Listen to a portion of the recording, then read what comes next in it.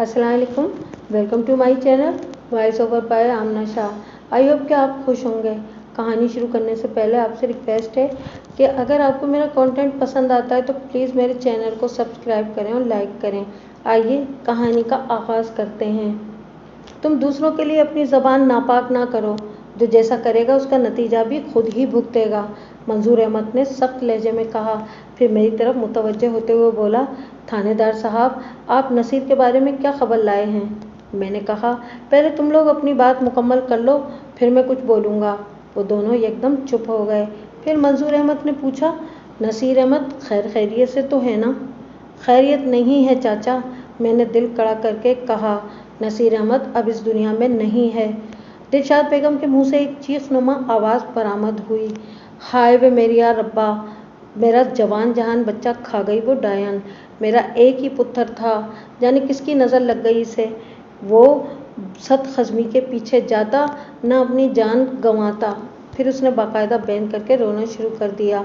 मंजूर अहमद की आंखों से भी आंसू जारी थे, ताहम उसने अपने ज़ख्म के इजहार के लिए आहोजारी को वसीला नहीं बनाया था। उसने भर्राई हुई आवाज़ में मुझसे पूछा कि सानेहा कब हुआ? मैंने बताया, नसीर अहमद को 14 और 15 अगस्त की दरमियानी शब को कत्ल किया गया था। इसकी लाश 15 अगस्त की सुबह हमें धोबी घाट के करीब से मिली थी। कातिल का कुछ पता चला? मंजूर अहमद ने कदरे संभले हुए लहजे में पूछा। मेरे बोलने से पहले ही दिलशाद बेगम ने चीख कर कहा, कातिल वही है चुड़ैल, और किसी को नसीर से क्या दुश्मनी? मैंने मंजूर अहमद को बताया, अभी कातिल हमारे हाथ नहीं आया, लेकिन उम्मीद है कि वो बहुत जल्द हवालात में होगा। मैं सच कहती हूँ थानेदार साहब, दिलशाद बेगम बराह रास्त मुझे मुखातिब करते हुए बोली, आप जल्दी से जाकर इस कमीनी को गिरफ्तार कर लें, बल्कि इसके खसम को भी थाने में बंद कर दें। फिर ऐसी फेंटी लगाएं कि इसकी बोटी बोटी पुकार उठे कि कत्ल उसने ही किया है। ये एक माँ के जज्बात थे जिसका जवान बेटा मौत के मुंह में चला गया था। जाहिदा से मुतालिक दिलशाद की जहर अफशानी समझ में आने वाली बात थी। जाहिदा वो औरत थी जिसे पाने की खातिर मकतूल नसीर अहमद घर से बेघर हो गया था और मुल्कों मुल्कों खाक छानता हुआ एथेंस की जेल में पहुंच गया था। एक माँ ने ऐसी औरत के सबब अपने लख्ते जिगर से 10 साल की जुदाई बर्दाश्त की थी, जो आगे चलकर इसकी बहू बनने वाली थी। हालात ने जाहिदा को दिलशाद बेगम की बहू बनने का मौका तो नहीं दिया था, ताहम नसीर अहमद की मौत में वो बिलावास्ता नथी हो गई थी। नसीर अहमद अगर जाहिदा से मिलने लायलपुर ना जाता तो मुमकिन था वो मौत के पंजों से महफूज रहता। मैंने दिलशाद बेगम के वावेले को नज़रअंदाज करते हुए मंजूर अहमद से इस्तफसार किया, आप किसी रफ़ाकत अली को जानते हैं? मैंने वजाहत करते हुए कहा, ये नसीर अहमद का कोई दोस्त है, इधर लायलपुर ही में रहता है। मुझे पता चला है कि रफ़ाकत अली नसीर अहमद से मिलता रहता था। नसीर की मौत से पहले भी इन दोनों को एक साथ देखा गया था। इस शख्स का कुछ अता पता चल जाए तो नसीर अहमद के कत्ल का मुअम्मा हल हो सकता है। मंजूर अहमद ने जवाब दिया, मैं तो रफ़ाकत अली के बारे में कुछ नहीं जानता। हो सकता है कि आफ्ताब कुछ जानता हो। कौन आफ्ताब? मैंने पूछा। मंजूर अहमद ने बताया कि नसीर अहमद का लंगोटिया यार है। जनाब, नसीर का उठना बैठना इसी लड़के के साथ था। आफ्ताब इस वक्त कहाँ मिल सकता है? अपनी दुकान पर ही होगा, मंजूर अहमद ने कहा। इधर बड़े चौक में उसके बाप निज़ाम रसूल की खीर और फालूदे की दुकान है। आफ्ताब भी गुलाम रसूल के साथ ही दुकान पर बैठता है। मैंने सोचा, अगर आफ्ताब वाकई मकतूल नसीर अहमद का लंगोटिया यार है तो फिर इससे खासी मालूमात अफजा बातें मालूम की जा सकती हैं। मैंने मंजूर अहमद से गुलाम रसूल की दुकान का पता पूछा तो उसने कहा, मैं खुद आपके साथ चलता हूँ जनाब। मैंने इसे हाथ के इशारे से मना कर दिया। चाचा, तुम घर में रहो, मर्ग वाला घर है, आंडी गवांडी ताज़ियत के लिए आएंगे। तुम हमें गुलाम रसूल की दुकान का पता बता दो, हम खुद ही चले जाएंगे। बड़े चौक में खीर और फालूदे की एक ही दुकान है, मंजूर अहमद ने बताया, आप किसी से भी पूछ लें। मैंने उसका शुक्रिया अदा किया और जाने के लिए उठकर खड़ा हो गया। दिलशाद बेगम ने पूछा, नसीर को दफन कहाँ किया है थानेदार साहब? एक लम्हे को रुककर उसने अजीब से लहजे में कहा, दफन किया भी है या अस्पताल वालों को तजर्बे के लिए दे दिया है। मैंने इसके बेजा तंज को नज़रअंदाज करते हुए कहा, फिक्र न करो चाची, तुम्हारे बेटे की लाश के साथ कोई बेहुरमती नहीं हुई। मैंने इसे एक मजहबी इदारे के हवाले किया था। उन्होंने नसीर को लायलपुर के बड़े कब्रिस्तान में अमानत के तौर पर दफन करा दिया था। तुम चाहो तो अपने किसी करीबी कब्रिस्तान में इसे मुंतकिल कर सकती हो। इसके बाद हम घर से बाहर निकल आए। गुलाम रसूल फालूदा फरोश की दुकान ढूंढने में हमें किसी दुश्वारी का सामना नहीं करना पड़ा। वो अच्छी खासी बड़ी दुकान थी, जिसके सामने लकड़ी की बेंचें और मेज़ें रखी हुई थीं और कुछ गाहक वहाँ बैठे फालूदा खा रहे थे। गुलाम रसूल और उसका बेटा आफताब भी वहाँ मौजूद थे। गुलाम रसूल की उम्र का अंदाज़ा मैंने 50 और 55 के दरमियान लगाया। उम्र से किता नज़र वो बेहतरीन काबिल रश्क सेहत का मालिक एक चाको चौबंद शख्स था। आफताब 30-32 साल का एक गबरू जवान था। रस्मी अलग सलग के बाद मैंने उन्हें नसीर अहमद को पेश आने वाले हादसे के बारे में बताया। नसीर की मौत का सुनकर उन्हें दिली सदमा पहुंचा। मैंने गुलाम रसूल से कहा, मैंने सुना है कि आपका बेटा आफताब मकबूल नसीर अहमद का गहरा दोस्त था। अगर आपकी इजाज़त हो तो मैं आफताब से कुछ सवालात पूछना चाहता हूँ। मैं अपना तारुफ करवा चुका था। गुलाम रसूल भी खासा सुलहजू शख्स था। उसने जल्दी से कहा कि मलिक साहब, इसमें इजाज़त लेने की क्या ज़रूरत है। आफताब जैसे मेरा बेटा है वैसे ही आपका भी है। आप पूछें जो पूछना है। फिर उसने आफताब को मुखातिब करते हुए कहा, पुत्र मलिक होरानू पिछले कमरे में ले जा, मैं ज़रा इनके लिए 2 प्याली फालूदे की बनाता हूँ। मैंने बसत इसरार गुलाम रसूल को फालूदा बनाने से मना कर दिया और आफताब की मैयत में हम दुकान के अक़बी कमरे में आ गए। कमरे की सेटिंग से अंदाज़ा होता था कि वो एक नशिस्तगाह थी। एक तरफ पुराना सोफ़ा सेट धरा था, दूसरी दीवार के साथ लोहे की 2 कुर्सियाँ पड़ी थीं। हम बैठ गए तो मैंने आफताब से पूछा, हाँ भाई जवान, मैंने सुना है कि नसीर अहमद तुम्हारा जिगरी यार था। वो एक ठंडी सांस खारिज करते हुए बोला, बड़ा गोड़ा बैली था वो मेरा। फिर तो वो तुमसे कुछ भी नहीं छुपाता होगा। आपका अंदाज़ा ठीक है जनाब, आफताब ने खला में घूरते हुए जवाब दिया। वो अपने दिल की छोटी से छोटी बात भी जब तक मुझे बता नहीं देता था, इसे खाना हजम नहीं होता था। मैंने पूछा, 12 अगस्त को भी वो तुम्हें बताकर गया था कि कहाँ जा रहा है। उसने जवाब देने में तामुल किया। मैंने कहा, आफताब तुम्हारा दोस्त अब इस दुनिया में नहीं है। अगर तुम हमारे साथ ताउन करोगे तो मुमकिन है हम बहुत जल्द उसके कातिल को गिरफ्तार कर लें। मैं भी यही चाहता हूँ कि नसीर का कातिल जल्द से जल्द कहवर किरदार को पहुँचे। वो दांत पीस कर बोला। मैंने कहा, आफताब तुमने मेरे पहले सवाल का जवाब नहीं दिया। फिर मैंने अपना सवाल दोहराया, 12 अगस्त को नसीर अहमद कहाँ गया था। अब पुरानी बातें छेड़ने का क्या फ़ायदा थानेदार साहब, मरने वाला तो मर गया। इसके लहजे में यासियत का उनसर नुमाया था। नसीर अहमद ने तो मुझे यही बताया था कि वो लायलपुर जा रहा है और चंद रोज़ में वापस आ जाएगा। मगर उसने अपने घर में तो कदरे मुख्तलिफ कहानी सुनाई थी। मैंने पूछा। उसने जवाब दिया, हाँ, ये मुझे बाद में पता चला था कि घर वालों को वो शुमाली इलाकों की सैर का बताकर गया था। जब 1 हफ्ते तक नसीर अहमद की वापसी नहीं हुई तो मैं उसके घर गया था। चाचा मंजूर ने मुझे बताया था कि वो 2 माह के बाद आएगा। मुझे इस बातचीत पर हैरत भी हुई थी कि नसीर अहमद ने ये बात मुझसे क्यों छुपाई थी, हालांकि ऐसे पहले कभी नहीं हुआ था। एक लम्हे को रुककर उसने कुछ सोचा, फिर बात जारी रखते हुए बोला, जब से वो यूनान से वापस लौटा था बदला बदला लगता था, संजीदा और हसास, वरना वो तो बहुत जिंदा दिल था। नसीर अहमद की संजीदगी और मिजाज की तब्दीली की वजह मेरे इल्म में थी, इसलिए मैंने आफताब को इस पहलू से कुरेदना मुनासिब नहीं समझा और ज़रूरी सवाल करने लगा। आफताब, तुम्हारा क्या ख्याल है, नसीर लायलपुर क्यों गया था? ये एक लंबी कहानी है जनाब, वो अफसरदगी से बोला।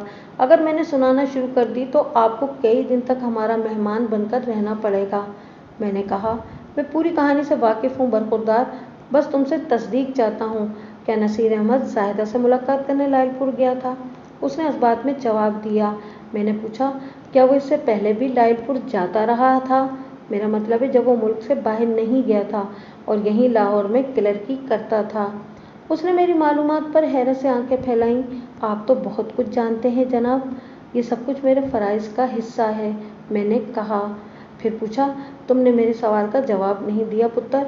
वो बोला, हाँ, वो कभी कभार लायलपुर का चक्कर लगा लिया करता था। वहाँ इसका कोई दोस्त रहता था। इस दोस्त का नाम रफ़ाकत अली तो नहीं था? उसने चौंक कर मुझे देखा। बिल्कुल यही नाम है जनाब। क्या तुम जानते हो रफ़ाकत अली क्या करता है और लायलपुर में वो किस जगह रहता है? मैंने उसकी आंखों में देखते हुए पूछा। आफताब ने जवाब दिया कि रफ़ाकत अली पहले लाहौर ही में रहता था। उसका घर किशन नगर में था। वो नसीर अहमद के दफ्तर में काम करता था। बाद में रफ़ाकत के घर वाले किसी वजह से लायलपुर चले गए। रफ़ाकत अली को भी बहालत मजबूरी इनके साथ जाना पड़ा। अब वो पंजाब टेक्सटाइल मिल में काम करता है और गोल बाज़ार के नज़दीक ही उसकी रिहाइश है। पूरा पता तो मुझे मालूम नहीं है। गोल बाज़ार के जिक्र पर मैं चौंक उठा। इस ज़माने में गोल बाज़ार को लायलपुर के बाज़ार हुस्न की हैसियत हासिल थी। आजकल का मुझे पता नहीं है। इस बाज़ार के सामने एक कतार में लकड़ी के केबिन बने हुए थे। मुझे याद पड़ता है इन केबिनों में बजाजी की दुकानें थीं। इन दुकानों के अकबी हिस्से में एक तंग सी गली मौजूद थी जहां तवाइफों के दलाल घूमते रहते थे ताकि तमाशबीनों और शौकीन हजरात को सौदेबाजी में आसानी रहे। बाज़ार हुस्न में रोज़ाना बाकायदा मुजरा होता था और वो सब कुछ भी जो ऐसे मकामात से मंसूब है। वो पंजाब टेक्सटाइल मिल में काम करता है, बस इतना ही काफ़ी है। मैंने इत्मीनान भरे लहजे में कहा। लायलपुर में एक ही इस नाम की टेक्सटाइल मिल है। इसके घर का पता मैं खुद ढूंढ लूँगा। एक लम्हे को रुककर मैंने सवाल किया, आफताब क्या तुम रफ़ाकत अली से मिल चुके हो? जब वो लाहौर में था और नसीर के पास आता था तो अक्सर मुलाकात हो जाती थी, आफताब ने जवाब दिया। रफ़ाकत अली कैसा आदमी है? बस ठीक ठाक ही है जनाब, उसने बताया। फिर पूछा, आप रफ़ाकत अली के बारे में इतनी तफ्तीश क्यों कर रहे हैं जनाब? आफताब को हकीकत बता देने में कोई हर्ज नहीं था। मैंने कहा, रफ़ाकत अली वो आखिरी शख्स है जिसके साथ मकतूल नसीर अहमद को जिंदा देखा गया था। अगर वो हाथ आ जाए तो हमारा काम बहुत आसान हो जाएगा। आफताब ने पुरतशवीश लहजे में सवाल किया, कहीं आप रफ़ाकत अली को नसीर अहमद का कातिल तो नहीं समझ रहे? मैंने कहा, इस बात का फैसला तो वक्त ही करेगा। अगर रफ़ाकत अली नसीर अहमद के कत्ल में मुलव्विस नहीं भी है तो वो इस सिलसिले में हमारी मदद ज़रूर कर सकता है। वो पुरएतमाद लहजे में बोला, मुझे तवक्को नहीं है कि रफ़ाकत ने ऐसी हरकत की हो। वो इस किस्म का शख्स नहीं है। अभी तो तफ्तीश जारी है। मैंने उठते हुए कहा, जल्दी दूध का दूध और पानी का पानी हो जाएगा। बहरहाल तुम्हारे ताउन का बहुत बहुत शुक्रिया। बाहर आकर मैंने आफताब के बाप गुलाम रसूल का भी शुक्रिया अदा किया। फिर हम दोबारा मंजूर अहमद के घर की तरफ आ गए। मंजूर अहमद को मैंने यकीन दहानी कराई कि बहुत जल्द उसके बेटे का कातिल गिरफ्तार हो जाएगा। इसके बाद हम वापस लायलपुर जाने के लिए लारी अड्डे की तरफ रवाना हो लिए। जब हम अपने थाने पहुंचे तो रात के 8 बज रहे थे। मेरा इरादा था कि पंजाब टेक्सटाइल मिल खुद जाऊं, लेकिन इस रोज़ थाने में ज़रूरी नौयत के कुछ ऐसे काम निकल आए कि मैं एक लम्हे के लिए भी थाने से बाहर ना निकल सका। वो पूरा दिन मैंने बहुत मसरूफ़ गुजारा था। ताहम मैंने ये जिम्मेदारी हेड कांस्टेबल अमीर खान के सुपुर्द कर दी थी। मैंने इसे अपने कमरे में बुलाया। उसने अंदर आते ही मुझे सलूट मारा। मैंने कहा, अमीर खान, तुम 2 कांस्टेबलों को साथ लेकर पंजाब टेक्सटाइल मिल जाओ। मज़कूरा मिल मेरे थाने से ज़्यादा दूर नहीं थी। वहाँ रफ़ाकत अली नामी एक शख्स काम करता है। इसे लेकर फौरी तौर पर थाने आ जाओ। एक लम्हे को रुककर मैंने कहा, ज़रा होशियारी के साथ, कहीं वो हाथ से न निकल जाए। तुसी फिक्र ही ना करो मलिक साहब, अमीर खान ने पुरयकीन लहजे में कहा और दोबारा सल्यूट करके कमरे से निकल गया। 1 घंटे के अंदर अंदर अमीर खान थाने में मौजूद था। वो रफ़ाकत अली को अपने साथ लेकर आया था। मैंने फौरी तौर पर इन्हें अपने कमरे में बुला लिया। अमीर खान ने बताया कि मलिक साहब, बंदे को घर से पकड़ के लाया हूँ मैं जनाब। मैंने तो तुम्हें इसके कारखाने भेजा था, वो बोला। मैं पहले तो कारखाने ही गया था, मगर वहाँ जाकर पता चला कि इसकी रात की ड्यूटी है। मैंने कारखाने के मुंशी से इसके घर का पता लिया और अब बंदा आपकी खिदमत में हाजिर है। रफ़ाकत अली 27-28 साल का एक सेहतमंद शख्स था। उसका रंग गंदुमी और बाल घुंघराले थे। उसने फिरोजी रंग की शलवार कमीज पहन रखी थी। पाँव में हवाई चप्पल थी। उसका हुलिया बताता था कि जैसे इसे गहरी नींद से जगाया गया हो। वो खासा हवास बाख्ता नजर आ रहा था। मैंने अमीर खान को बाहर जाने का इशारा किया और फिर रफ़ाकत अली की जानिब मुतवज्जा हो गया। बैठ जाओ, میں نے تحکم سے کہا۔ وہ ایک لمحے کے لیے تأمل کے بعد میرے سامنے کرسی پر بیٹھ گیا۔ میں گہری نظروں سے اس کا جائزہ لینے لگا۔ بظاہر وہ ایک معقول اور شریف آدمی نظر آتا تھا۔ مجھے اس کے چہرے پر ایسا کوئی تاثر نظر نہ آیا جس سے اس کی عیاری یا مکاری جھلکتی ہو۔ جب میں خاموشی سے خاصی دیر تک اسے گھورتا رہا تو وہ بے چینی سے کرسی پر پہلو بدلنے لگا۔ آخر اس سے رہا نہ گیا تو بول اٹھا، تھانے دار صاحب، اس نے الجھن آمیز انداز میں کہا، میری سمجھ میں نہیں آتا کہ آپ نے مجھے تھانے کیوں بلایا ہے۔ میں نے کہا، مجھے بس تمہاری محبت نے جوش مارا اور میں تم سے ملنے کے لیے بےتاب ہو گیا۔ وہ میرے جواب سے مزید الجھ گیا۔ جناب، کیوں مذاق کرتے ہیں؟ میں بہت پریشان ہوں۔ پریشان تو میں بھی ہوں، میں نے اس کی آنکھوں میں دیکھتے ہوئے کہا، اور میری پریشانی صرف تم دور کر سکتے ہو۔ میں؟ وہ ہکلایا۔ جناب، یہ کیسی باتیں کر رہے ہیں آپ؟ میں دانستہ غیر متعلق سوال کر رہا تھا تاکہ یہ معلوم کر سکوں کہ وہ اوپر سے جتنا سیدھا نظر آتا ہے کیا اندر سے بھی ویسا ہی ہے۔ میں نے ایک ایک لفظ پر زور دیتے ہوئے کہا، ہاں رفاقت علی، تمہارے سوا پریشانی میری اور کوئی دور نہیں کر سکتا۔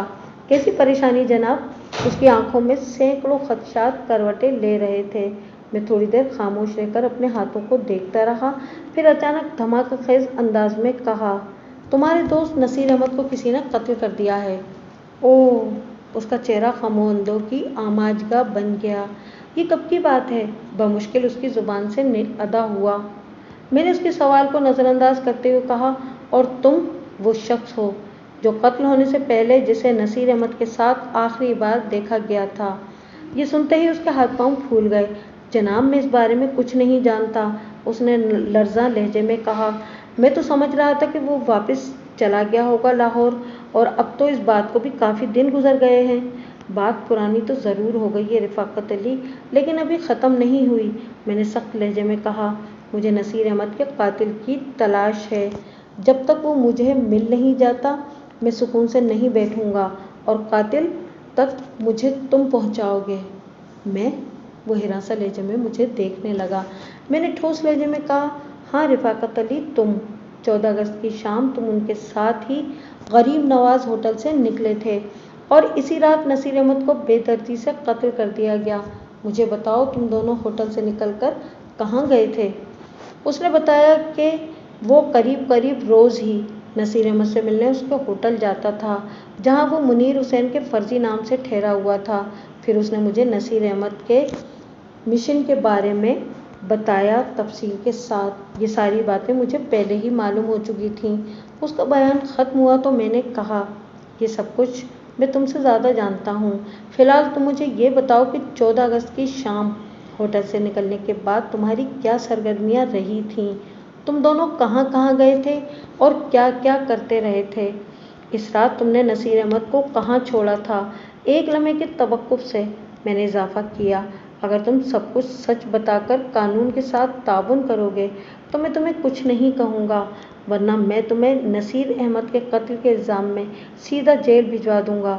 جھوٹ بولنے کی کوشش نہ کرنا۔ میں یہ بھی جانتا ہوں کہ تم وقوعہ کے دوسرے روز یعنی 15 اگست کو بھی مقتول سے ملنے گئے تھے، اور جب تمہیں پتہ چلا کہ وہ گزشتہ رات ہوٹل واپس نہیں آیا تو تم نے تبصرہ کیا تھا، بے وقوف پاگل۔ اس کے بعد تم نے ہوٹل کا رخ نہیں کیا، کیوں؟ میرے سوالوں کا تسلسل ٹوٹا تو اس نے کہا، جناب میں آپ کو پہلے بھی بتا چکا ہوں، میرا خیال تھا وہ لاہور واپس چلا گیا ہوگا، کیونکہ اب اس کے پاس وہاں ٹھہرنے کا کوئی جواز نہیں تھا۔ کیا مطلب ہے تمہارا؟ رفاقت علی نے بتایا کہ نصیر نے مجھے زاہدہ سے ہونے والی آخری گفتگو کا خلاصہ بتا دیا تھا۔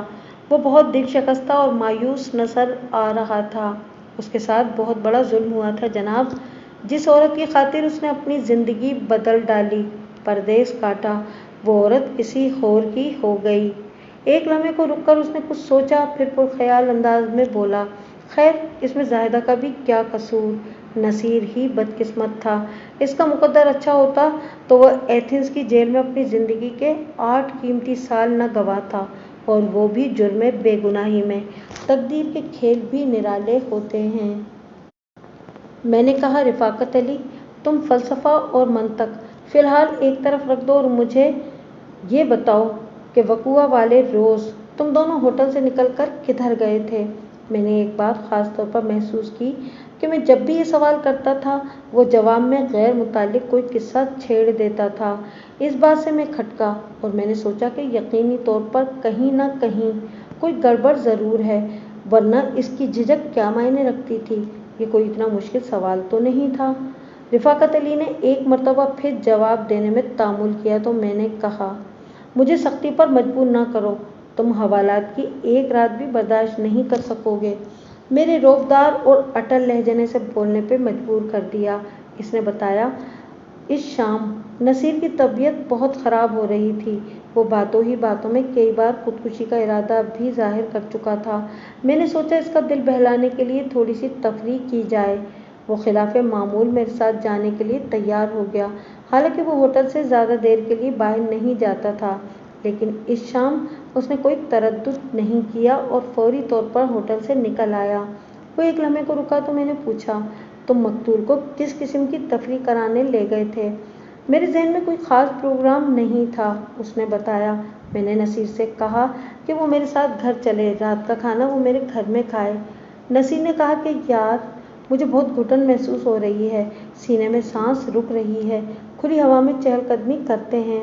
मैं कारखाने से सीधा इसके होटल पहुंचा था और मुझे भूख महसूस हो रही थी। मैंने नसीर से कहा कि चलो, घर न चलो, बाजार ही में खाना खा लेते हैं, मुझे भूख नहीं है। वो बेजारी से बोला, तुम्हें भूख नहीं है तो यार क्या मुझे भी अपने साथ भूखा मारोगे? मैंने मजाक के इरादे में और अंदाज में कहा, मेरे पेट में तो चूहे फुटबॉल खेल रहे हैं, तुम खा लो, मैंने तुम्हें रोका तो नहीं है। मैंने एक टांगे को रुकने का इशारा किया।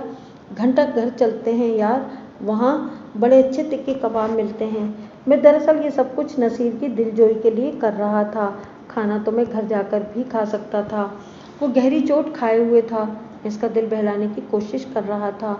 घंटाघर चौक में आकर हमने खाना खाया।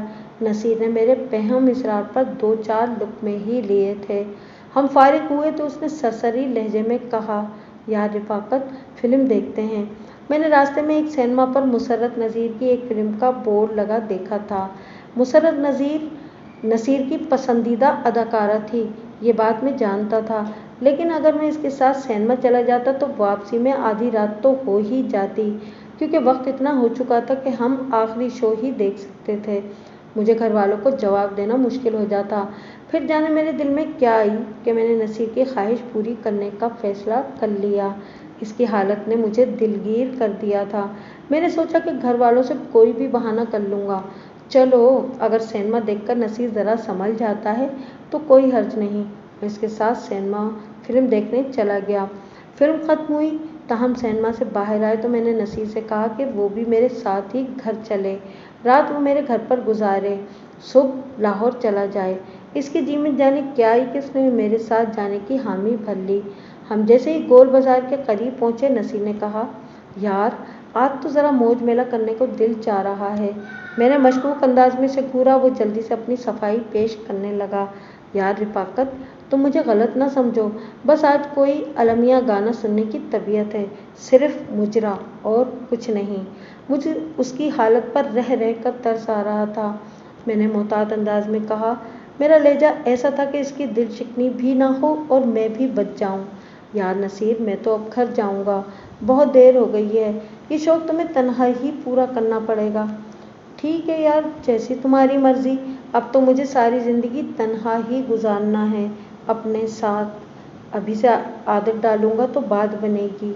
एक लम्हे को गर्दन झुकाकर उसने कुछ सोचा, फिर कहा, तुम इतना तो कर सकते हो रफ़ाकत कि मुझे किसी अच्छे कोठे का रास्ता दिखा दो। तुम इसी इलाके के रहने वाले हो इस ज़माने में। मैंने कहा, मैं इस इलाके में रहता ज़रूर हूँ, लेकिन इस बाज़ार की जानिब कभी जाने का इत्तेफाक नहीं हुआ और ना ही मुझे ऐसा कोई शौक़ है। हाँ, अलबत्ता मैंने ज़मरुद बाई के कोठे की बहुत तारीफ़ सुन रखी है। वो जल्दी से बोला, बस तो फिर वहीं तक रहनुमाई कर दो। और मैंने पूछ पाछ कर नसीर अहमद को ज़मरुद बाई के कोठे तक पहुँचा दिया। इसके बाद मैं घर आ गया। दूसरे रोज़ मैंने होटल जाकर नसीर अहमद के बारे में दरियाफ्त किया। उससे मुलाकात ना हो सकी और तुमने समझ लिया कि वो वापस लाहौर चला गया। रफ़ाकत की वजाहत ख़त्म हुई तो मैंने सवाल किया। वो बोला, और वो कहाँ जा सकता था? इसे यकीनन बड़ा सदमा पहुंचा था। इसके बाद तो वो लायरपुर में नहीं ठहर सकता था ना। लेकिन हकीकत यह है कि वो इसी रात कत्ल कर दिया गया। मैंने कहा, वो कहीं आने जाने के काबिल ही नहीं रहा। अपने आखिरी सफ़र पर रवाना हो गया वो। बेचारा, बड़ा बुरा अंजाम हुआ जनाब। वो अफसोसनाक अंदाज में गर्दन हिलाने लगा। मैंने रफ़ाकत अली से पूछा कि मुझे गरीब नवाज होटल के मालिक ने बताया था कि मकतूल नसीर अहमद के पास कोई सामान वगैरह बिल्कुल नहीं था। तुमने उसके पास कोई ऐसी चीज़ देखी थी? नहीं जनाब, इसके पास वाकई कोई सामान नहीं था। नकदी वगैरह तो होगी। ये सवाल मैंने इसलिए किया था कि मुझे लाश के पास से कुछ भी नहीं मिला था। मकतूल के जिस्म पर एक पतलून और कमीज़ के सिवा कुछ भी नहीं था और तमाम जेबें भी खाली थीं। रफ़ाकत अली ने मेरे सवाल का जवाब देते हुए बताया, नसीर अहमद के पास अच्छी खासी रकम मौजूद थी जो वो अपनी जेबों में ही रखता था। मैंने उसे मना भी किया था कि वो अपने पास इतने पैसे ना रखे, लेकिन मेरी बात उसने नहीं मानी थी। मेरे जहन में एक बात आ रही है। वो क्या रफ़ाकत अली? हो सकता है किसी ने उसे रकम के लिए कत्ल कर दिया हो। मैंने कहा, हाँ, एक इम्कान ये भी हो सकता है। फिर पूछा, रकम के अलावा तुमने मकतूल नसीर अहमद के पास और कोई चीज़ भी देखी थी? वो कुछ सोचते हुए बोला, इसकी कलाई पर एक गैर मुल्की घड़ी थी जो खासी कीमती दिखाई देती थी। इसके अलावा नसीर अहमद के गले में सोने की चेन भी थी और हाँ, इसकी एक उंगली में एक अंगूठी भी थी जो मेरे ख्याल में सोने की ही थी। इसमें एक बेशकीमत नगीना भी जड़ा हुआ था। नसीर ने मुझे बताया था कि गहरे सब्ज रंग का वो नगीना ज़मरुद था जो उसने तुर्की से एक बाजार से ख़रीदा था। गोया नसीर अहमद एक अजनबी शहर में अपने कत्ल का पूरा सामान लिए बेफिक्री से घूम रहा था। मैंने रफ़ाकत अली से पूछा, तुम्हें कुछ अंदाज़ा है कि नसीर अहमद के पास कितनी रकम होगी? मैं कोई अंदाज़ा नहीं लगा सकता जनाब। मैंने कहा, तुम ये ना समझना कि मैं तुम्हारी फराहम करदा मालूमात पर आंखें बंद करके यकीन कर लूँगा। मैं इसकी तस्दीक भी करूँगा। जो सच था वो मैंने आपको बता दिया है। वो बेखौफी से बोला, आप जैसे चाहें तस्दीक कर लें। मेरा तजर्बा बताता था कि उसने झूठ नहीं बोला, लेकिन मैं अपने ख्यालात से इसे आगाह नहीं कर सकता था। 2-4 मज़ीद सवालात के बाद मैंने उसे जाने की इजाज़त दे दी। वो मेरा शुक्रिया अदा करके जाने लगा तो मैंने पीछे से कहा, और हाँ, जब तक नसीर अहमद का कातिल गिरफ्तार नहीं हो जाता तुम रोज़ाना थाने में कम से कम 1-2 मरतबा ज़रूर हाज़िरी लगाओगे।